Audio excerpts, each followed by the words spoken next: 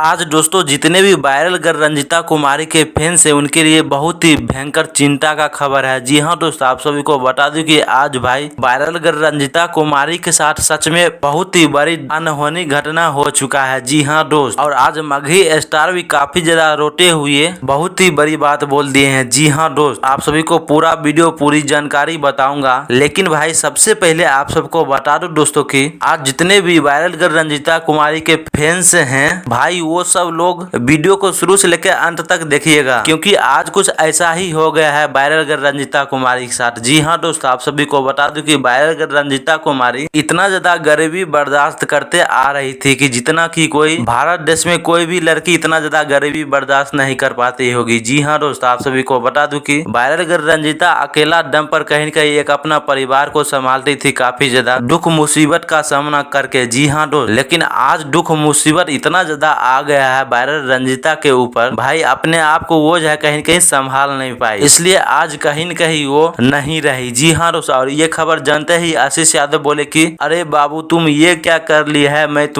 तुम्हारे बिना अब कैसे जी पाऊंगा। जी हाँ दोस्तों, इतना बड़ा बात बोल दिया। ऐसे दोस्तों आपकी क्या प्रक्रिया है, आप सभी जरूर कमेंट में बताइएगा। धन्यवाद।